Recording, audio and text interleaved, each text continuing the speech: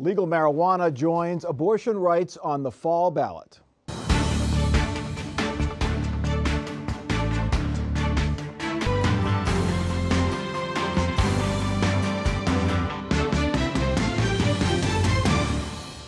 Welcome to Columbus on the Record. City offices and local issues usually have odd-year elections all to themselves, but not this year. As expected, supporters of legal recreational marijuana easily submitted the number of extra signatures they needed to get on the November ballot. That means voters will decide two highly controversial and divisive issues: the marijuana legalization law and the proposed abortion rights amendment. Jesse Ballmet, first to marijuana. Supporters had to go back out and get more signatures. They did that easily, but is there any concern about their organization going forward because of this? I don't think necessarily. They were just a little bit short, and so I think everyone expected they were going to be able to fill that gap, and they were able to. They collected something like 4,500 signatures. They needed 700, so that puts it on the ballot with the abortion rights measure this November. Andrew, the opponents seem very organized. Right out of the gate, they had a fancy website, solid messaging. They're ready to go.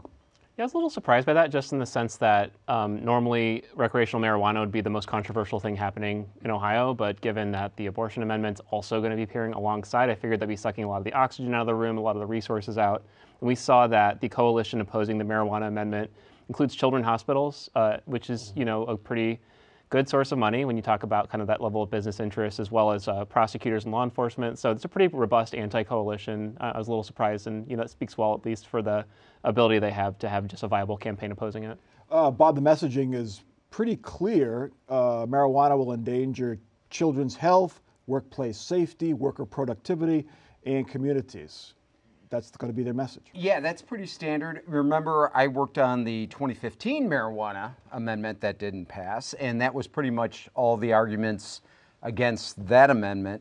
I find it always interesting that they place this in the odd-numbered years. Now, when I was talking to my clients back then, I kept saying, no, you really want to do this 2016, not 2015. They didn't want to wait. Now, it's going to be a little different this time because of the abortion amendment, but still, it's not going to be the kind of turnout that you would have in 2024 when the presidential year, and you probably would have a better turnout for that kind of an issue then. Yeah, and Mike, I have been saying all along, I think this issue has become depoliticized over time. And I think what's changed, even since 2015, is the fact that so many other states have now legalized marijuana, so they have seen that the world hasn't come to an end.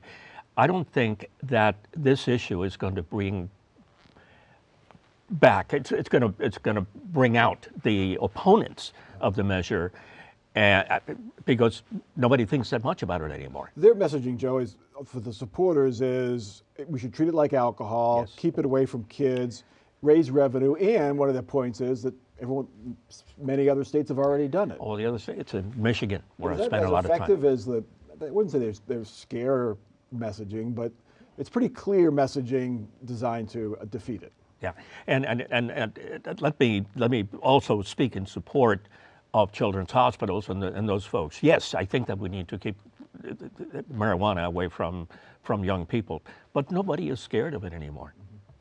The language being used, Jesse, is interesting. The opponents are using it, they're calling it weed on second reference, where supporters call it adult cannabis. No devil's lettuce. Yeah. No, I think proponents of this issue, number one, they're trying to fly pretty low under the radar. They're kind of letting a lot of the discussion be held by the abortion measure, and they're happy to have this be discussed as little as possible between now and November. But also just the language of saying, this is just like alcohol, like just trying to make it a little bit more commonplace. So will there be a robust campaign for and against this? Andrew? I guess we'll see, but just in terms of thinking about competing for resources, I mean, Ohio is a very expensive place to campaign nationally, and you try to think, who's really going to be funding this? And it's just kind of like, as our friends on the Issue 1 campaign, rest in peace, said that it's out-of-state special interests that fund these things. And I just don't know how much money there is in marijuana generally right now, because the business has gone worse. There are just other states they've done it that are cheaper to do. And there's just going to be so much money in this abortion amendment. So I guess we'll see. But like I said, I mean, it's as everybody's been saying here, it seems to be a winning political issue, but at least in terms of the opposition campaign, there are groups that seem to be able to mount a viable kind of like countering argument to it. Are the supporters, Bob, of this effort the same as they were years ago with the last shot at this? No, because last time when we did it, you had a very finite number of individuals that could be growers. So those individuals were the ones that funded the campaign. Yeah. You don't have that, and that's where I question where the money's in support of this is going to come from, because you don't have that select group of people that would necessarily profit from it. So it's going to be, you're not going to have a funding base, right there. And Bob reminded me, I think we need to clarify that this is really about the commerce of marijuana, because people are actually not being prosecuted for having consumable amounts right now anyway. So it's not about the use, it's about the commerce. And you can't make money when it's just medicinal.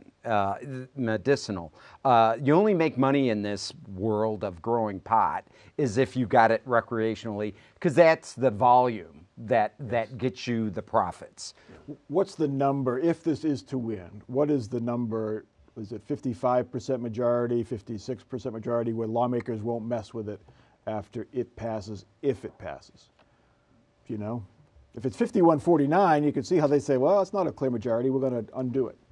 Yeah, I mean, we'll see. It's hard to really predict what the legislature will do, but given that kind of the Senate solution to this, kind of the prospects of a recreational proposal was to basically expand the medical program so broadly that almost anybody can get it, I don't think there's like a lot of political appetite to try to defeat something like this. A number that sticks out to me, though, is that there's a poll that the USA Today Network and Suffolk University did in July that was looking mostly at issue 1, the abortion issue, but they actually found, if you looked at the crosstabs about the 2024 only voters, which are the more casual political voters, it was over 60%. It was like something like 63%. And that says to me that people who aren't hardcore political people are in favor of this in a pretty broad measure, or a pretty broad number. So we'll see how the campaign plays out, but this is a very, it's going to be a tough thing to defeat. And that's to Bob's point, why not wait till next year when you have even a bigger majority, but we'll see. The campaigns for and against the proposed abortion rights amendment are getting going. Supporters of abortion rights hope to capitalize on any momentum they achieved in defeating issue 1 last week. Opponents of abortion rights look to regroup and to unify. As first reported by Cleveland.com, Governor DeWine and Cleveland's Catholic bishop will host a fundraiser later this month to try to raise money in their effort to fight the amendment. Andrew Tobias, Governor DeWine supported issue 1, expanding or making it harder to change the Constitution, but he didn't campaign for it. Will he campaign against this amendment? I think the governor, I don't know that he would concede that he wasn't in favor of issue 1, although I think anybody kind of watching saw that he didn't put the kind of effort into it that he could, especially people like Frank LaRose did. On this, he signaled that he plans to talk about it a lot. I mean, he closed his campaign account recently. He's not planning on running for re-election, but he's going to be out there pretty soon raising money for this. There's been some talk, too, from the Ohio Right to Life community that there's even talk about plugging in DeWine's political advisors into the initiative to beat it. So I think that given kind of what we can see the governor saying, the governor doing, and then also his track record, one of the most consistent political positions he's taken over his career is being against abortion. So yeah, it's pretty clear the governor plans to be much more engaged on this than he was on issue 1. Bob, the governor won re-election by a landslide. He has been consistently opposed to abortion rights his whole He signed a heartbeat bill.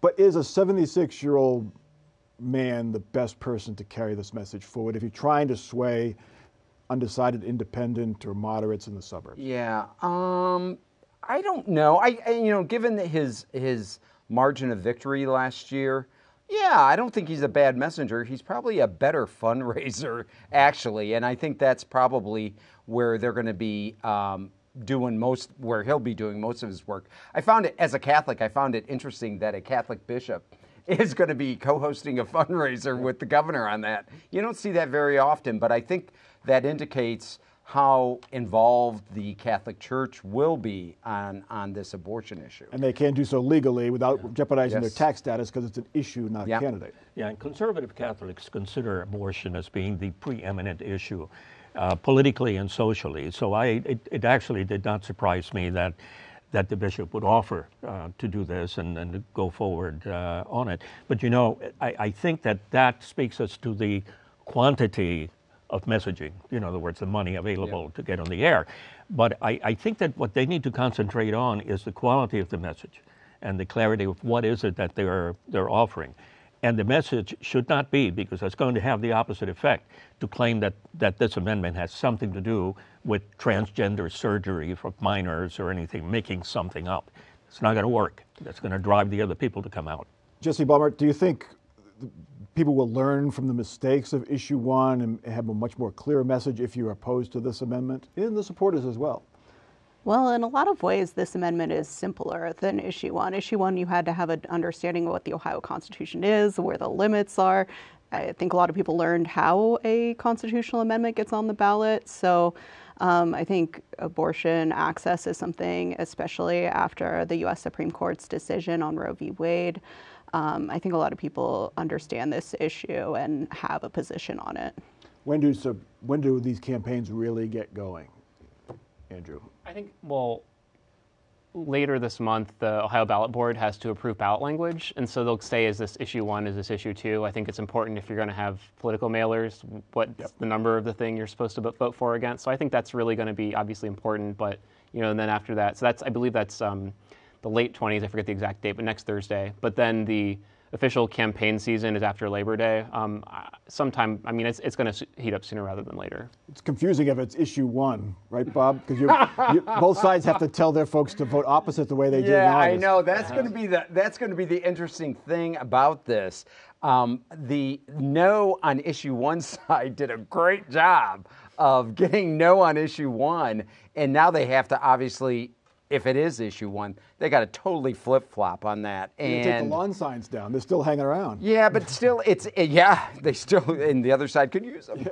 Yeah. But it's still, like Jesse said, it's abortion. So everybody kind of knows where they're at. I mean, you don't go into the ballot box on abortion and say, gee, I wonder how am I going to vote on that. So, Joe, how long does the honeymoon of issue 1's defeat last for supporters of this amendment? Yeah, great question, because this is not the time to take a victory lap. This is the time to say, look, all that work that was put in on issue 1, we have to put it in now on issue 1 or 2 or whatever it is that we need to do as a yes.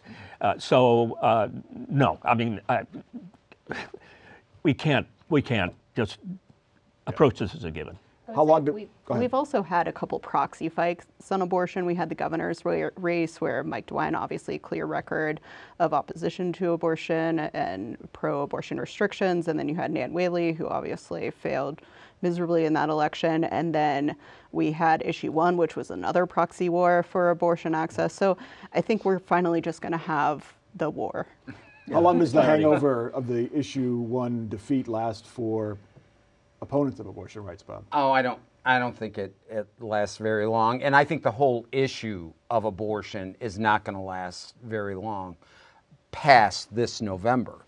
Because, once it becomes settled, it's settled. Do you think it will be settled? Because they're saying this will continue no matter what. I don't know, but maybe by November of next year it's finally settled. Maybe. But every time we've had a victory in this battle on either side, they're always very short-lived.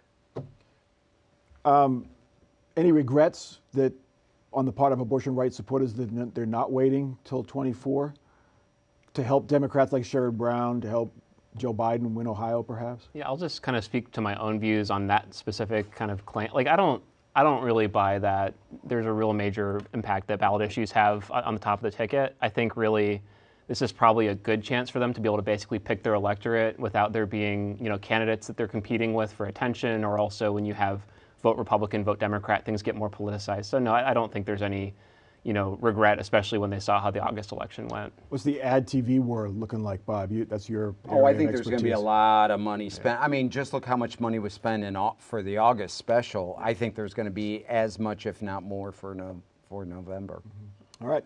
Now that they know how many signatures they need to collect and how many votes they need to win, supporters of another proposed amendment to the Constitution have begun the process of getting on the ballot. Advocates for an independent redistricting commission want to get on next November's ballot. Their proposal would create a 15-member commission. It would be comprised of Democrats, Republicans, and independents. 4 retired judges would pick the members. Some of them will be chosen at random. Politicians, party officials, lobbyists, and big donors need not apply because they can't serve. And the commission would have to produce maps that reflect Ohio's partisan preferences.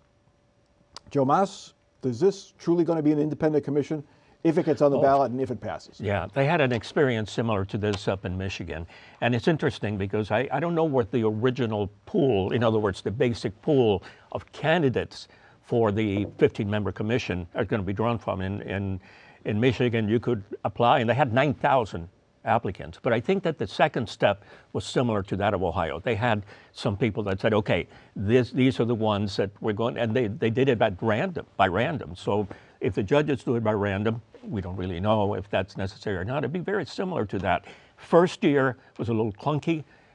The second go around, 2 years later, I should say, it worked out much better. And I think that people are happy with it. Jesse Baumert, it's complicated.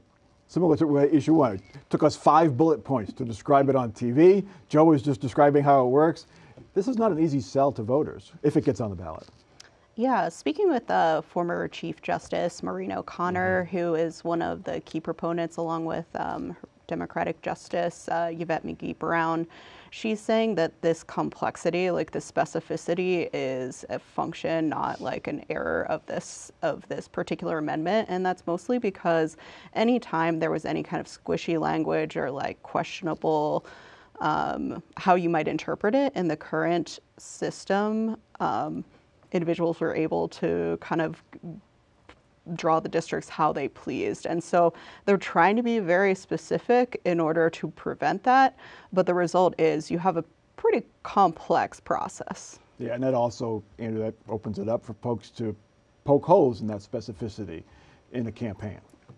Yeah, I think were this to be on the ballot, the name of I forget the exact name of the amendment that they use, but it's like politicians, or it's like the public, not politicians, or citizens, not politicians, or something like that. If that's what people are voting on, I think that's an easy sell. But if it's, it would not surprise me at all to see the Ohio Ballot Board print the entire language of the amendment on, or even some extended summary of it, and just say, look, we want to be as detailed as possible so people understand what they're voting on. And it's kind of a rule of thumb that if people don't understand something, if they walk into the ballot box thinking they're going to vote for Donald Trump and they see like a 3-page explanation of a ballot issue, they'll vote no. So I think that that's going to be a big challenge. It's going to be making the message, what they're trying to make it and not the complexity of the proposal. Are people understanding this better now, though, Bob, than they were, say, 10, 15 years ago? Gerrymandering and redistricting and all that's gotten a higher profile, but it's still kind of a procedural thing that people really don't get into the weeds on.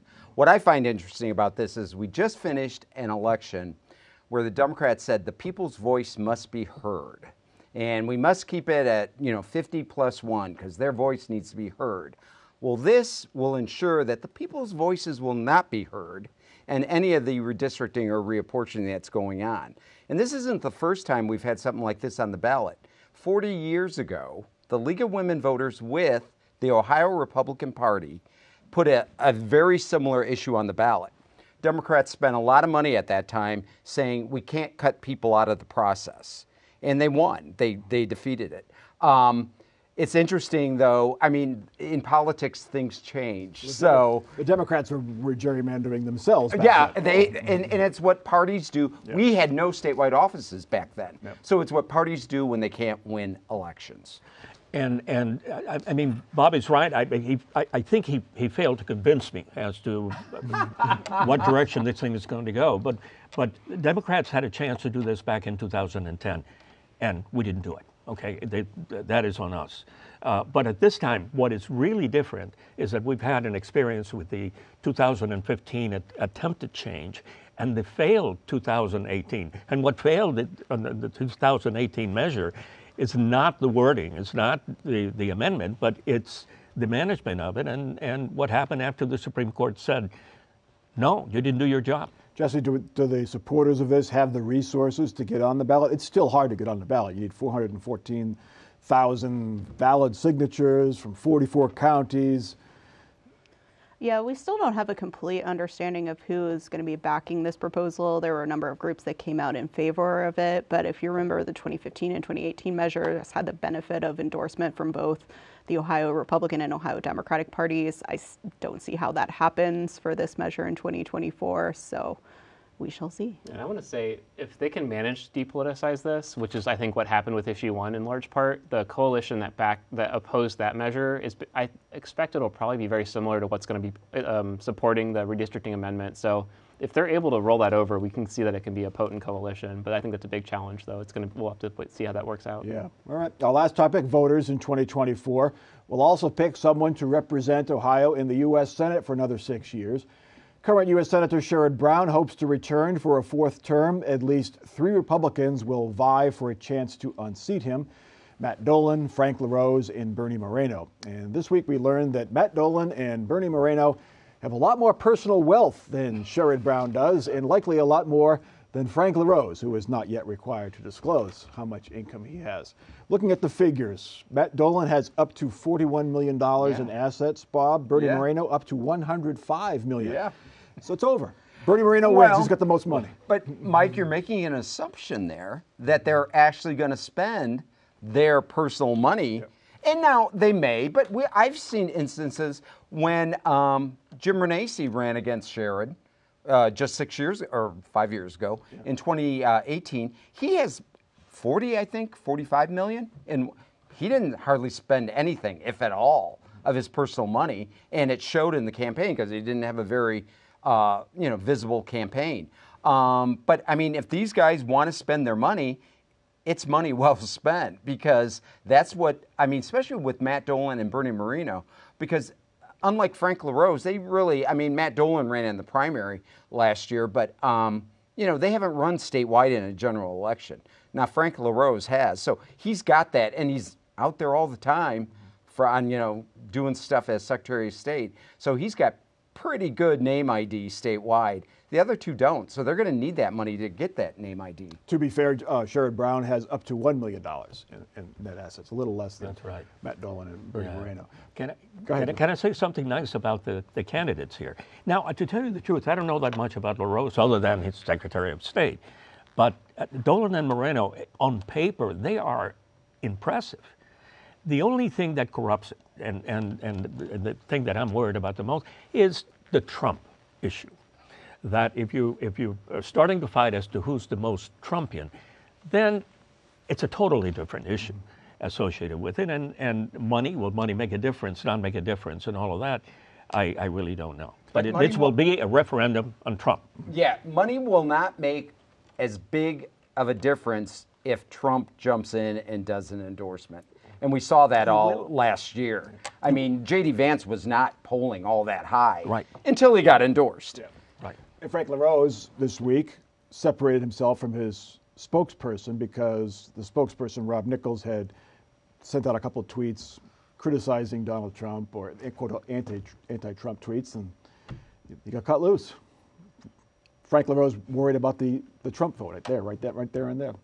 Yeah, I mean, I think that he has a track record, as a lot of Ohio Republicans do, of criticizing Trump, although I think LaRose's run's kind of more recent. There's more of it's like fresher than some of the other comments that are out there. I think that story got picked up in the media pretty broadly, not because the average Ohioan cares who Frank LaRose's press secretary is, but I think it shows the length to which people like Frank LaRose will go through to try to make sure that, I don't know that he expects to get Donald Trump's endorsement. I'm sure he doesn't want to see Trump get inflamed by a mean tweet and endorse Bernie Moreno at 2 a.m. or something like that. So it's a very strange dynamic, but I think it does speak to what that dynamic is, and the kind of the hanging over the head of the primary is the Trump factor. Jesse, any signs that now 4 indictments are causing some Ohioans to think twice about their support of Donald Trump? I think the support of Donald Trump is pretty baked in. So if you support him, you're going to continue to do so regardless of these indictments. And if you oppose him and feel like the underlying issues that led to these indictments are disqualifying, then I think you'll continue to be there. I also thought it was interesting, J.D. Vance, our current senator, has endorsed Bernie Moreno. So is that a foretelling of what the former president Donald Trump might do? Okay. All right, let's get to our weekly off-the-record parting shots, and Joe Moss, you're up first. Mike, my practice depends almost exclusively on my ability to speak a foreign language. I was shocked to hear that our neighbors over to the east, University of West Virginia, is eliminating their entire foreign language program. I think that, hopefully that's not something that's going to bleed on to other states. Former OSU President Gordon Gee is the president there. He is the chief. $45 million deficit. Bob. We just talked about redistricting and reapportionment, and guess what? They got to do it. It's got to be done. We have maps that were only good for the 2022 race, and they got to do something because we have a mid-December filing deadline. They got to do something quick. All right, Andrew.